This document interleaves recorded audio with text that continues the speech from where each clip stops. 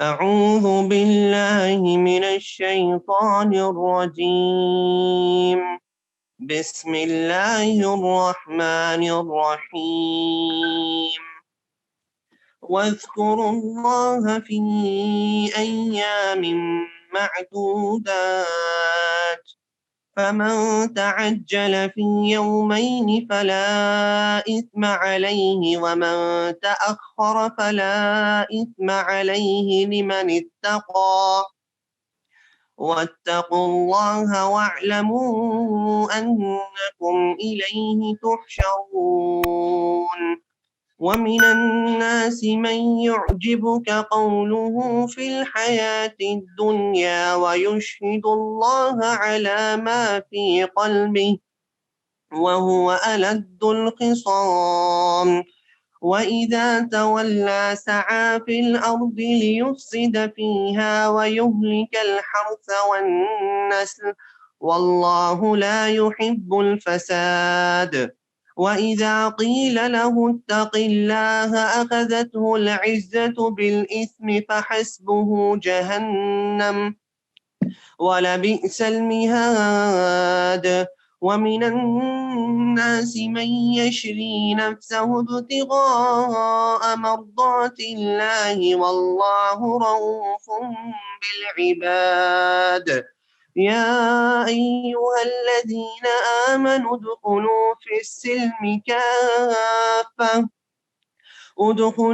السلم كافة ولا تتبعوا خطوات الشيطان، إنه لكم عدو مبين. فإن زللتم من بعد ما جاءتكم البينات فاعلموا أن الله عزيز حكيم. هل ينظرون إلا أن يأتيهم الله في ظلل من الغمام والملائكة وقضي الأمر وإلى الله ترجع الأمور. سل بني إسرائيل كم آتيناهم من آية بينة، ومن يبدل نعمة الله من بعد ما جاءته فإن الله شديد العقاب. زين للذين كفروا الحياة الدنيا ويسخرون من الذين آمنوا، والذين اتقوا فوقهم يوم القيامة والله يرزق من يشاء بغير حساب. كان الناس أمة واحدة فبعث الله النبيين مبشرين ومنذرين وأنزل معهم الكتاب بالحق ليحكم بين الناس فيما اختلفوا فيه، وما اختلف فيه إلا الذين أوتوه من بعد ما جاءتهم البينات بغيا بينهم، فهدى الله الذين آمنوا لما اختلفوا فيه من الحق بإذنه، والله يهدي من يشاء إلى صراط مستقيم.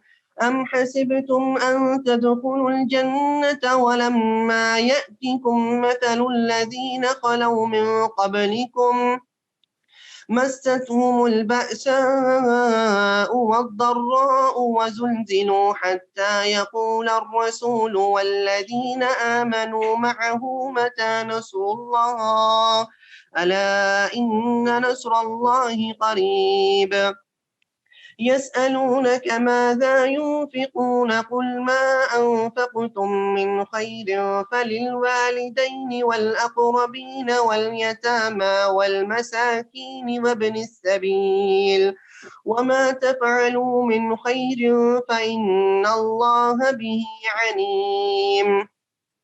كتب عليكم القتال وهو كره لكم وعسى أن تكرهوا شيئا وهو خير لكم، وعسى أن تحبوا شيئا وهو شر لكم، والله يعلم وأنتم لا تعلمون.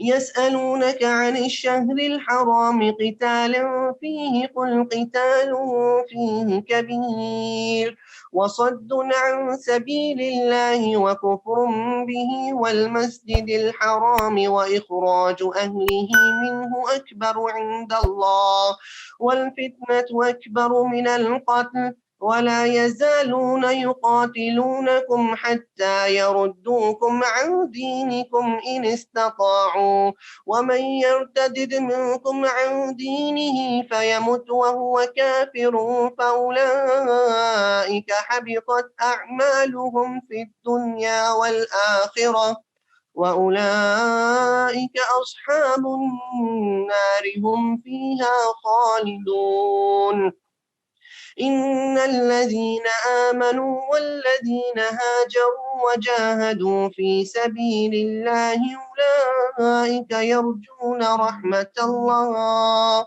والله غفور رحيم صدق الله العظيم بسم اللہ الرحمن الرحیم. اور اللہ تعالیٰ کی یاد ان گنتی کے چند ایام تشریق میں کرو. 2 دن کی جلدی کرنے والوں پر بھی کوئی گناہ نہیں اور جو پیچھے رہ جائے اس پر بھی کوئی گناہ نہیں. یہ پرہیزگار کے لیے ہے اور اللہ تعالیٰ سے ڈرتے رہو اور جان رکھو تم سب اس کی طرف جمع کیے جاؤ گے.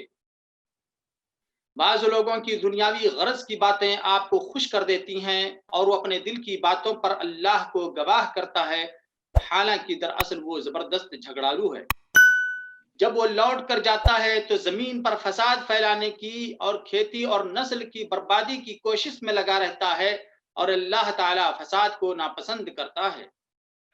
اور جب اسے کہا جائے کہ اللہ سے ڈرو تو تکبر اور تعصب اسے گناہ پر آمادہ کر دیتا ہے. ایسے کے لیے بد جہنم ہی ہے اور یقیناً وہ بدترین جگہ ہے. اور بعض لوگ وہ بھی ہیں کہ اللہ تعالیٰ کی رضامندی کی طلب میں اپنی جان تک بیچ ڈالتے ہیں اور اللہ تعالیٰ اپنے بندوں پر بڑی مہربانی کرنے والا ہے. ایمان والو، اسلام میں پورے داخل ہو جاؤ اور شیطان کے قدموں کی تابعداری نہ کرو، وہ تمہارا کھلا دشمن ہے. اگر تم باوجود تمہارے پاس دلیل آ جانے کے بھی پھسل جاؤ تو جان لو کہ اللہ تعالیٰ غلبہ والا اور حکمت والا ہے. کیا لوگوں کو اس بات کا انتظار ہے کہ ان کے پاس خود اللہ تعالیٰ بادل کے سائبانوں میں آ جائے اور فرشتے بھی اور کام یہ انتہا تک پہنچا دیا جائے؟ اللہ ہی کی طرف تمام کام لوٹائے جاتے ہیں. بنی اسرائیل سے پوچھو تو کہ ہم نے انہیں کس قدر روشن نشانیاں عطا فرمائیں، اور جو شخص اللہ تعالیٰ کی نعمتوں کو اپنے پاس پہنچ جانے کے بعد بدل ڈالے وہ جان لے کہ اللہ تعالیٰ بھی سخت عذاب والا ہے. کافروں کے لیے دنیا کی زندگی خوب زینت دار کی گئی ہے. وہ ایمان والوں سے ہنسی مذاق کرتے ہیں، حالانکہ پرہیزگار لوگ قیامت کے دن ان سے اعلیٰ ہوں گے. اللہ تعالیٰ جسے چاہتا ہے بے حساب روزی دیتا ہے. دراصل لوگ ایک ہی گروہ تھے. اللہ تعالیٰ نے نبیوں کو خوشخبریاں دینے والا اور ڈرانے والا بنا کر بھیجا اور ان کے ساتھ سچی کتابیں نازل فرمائیں تاکہ لوگوں کے ہر اختلافی امر کا فیصلہ ہو جائے. صرف انہی لوگوں نے جو اسے دیے گئے تھے اپنے پاس دلائل آ چکنے کے بعد آپس کے بغض و عناد کی وجہ سے اس میں اختلاف کیا. اس لیے اللہ پاک نے ایمان والوں کی اس اختلاف میں بھی حق کی طرف اپنی مشیت سے رہبری کی، اور اللہ تعالیٰ جس کو چاہے سیدھی راہ کی طرف رہبری کرتا ہے. کیا تم یہ گمان کیے بیٹھے ہو کہ جنت میں چلے جاؤ گے، حالانکہ اب تک تم پر وہ حالات نہیں آئے جو تم سے اگلے لوگوں پر آئے تھے؟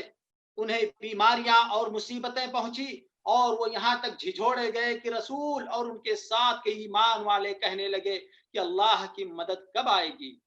سن رکھو کہ اللہ کی مدد قریب ہی ہے. آپ سے پوچھتے ہیں کہ وہ کیا خرچ کریں. آپ کہہ دیجئے جو مال تم خرچ کرو وہ ماں باپ کے لیے ہے اور رشتہ داروں اور یتیموں اور مسکینوں اور مسافروں کے لیے ہے، اور تو تم جو کچھ بھلائی کرو گے اللہ تعالیٰ کو اس کا علم ہے. تم پر جہاد فرض کیا گیا گو وہ تمہیں دشوار معلوم ہو.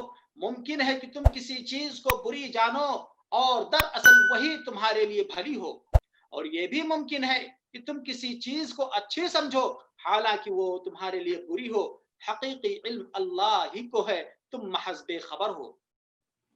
لوگ آپ سے حرمت والے مہینوں میں لڑائی کی بابت سوال کرتے ہیں، آپ کہہ دیجئے کہ ان میں لڑائی کرنا سخت گناہ ہے، لیکن اللہ کی راہ سے روکنا، اس کے ساتھ کفر کرنا اور مسجد حرام سے روکنا اور وہاں کے رہنے والوں کو وہاں سے نکالنا اللہ کے نزدیک اس سے بھی بڑا گناہ ہے، فتنہ قتل سے بھی بڑا گناہ ہے۔ یہ لوگ تم سے لڑائی بھڑائی کرتے ہی رہیں گے، یہاں تک کہ اگر ان سے ہو سکے تو تمہیں تمہارے دین سے مرتد کر دیں، اور تم میں سے جو لوگ اپنے دین سے پلٹ جائیں اور اسی کفر کی حالت میں مریں تو ان کے اعمال دنیاوی اور اخروی سب غارت ہو جائیں گے۔ یہ لوگ جہنمی ہوں گے اور ہمیشہ ہمیشہ جہنم میں رہیں گے۔ البتہ ایمان لانے والے، ہجرت کرنے والے، اللہ کی راہ میں جہاد کرنے والے ہی رحمت الہی کے امیدوار ہیں۔ اللہ تعالی بہت بخشنے والا اور بہت مہربانی کرنے والا ہے۔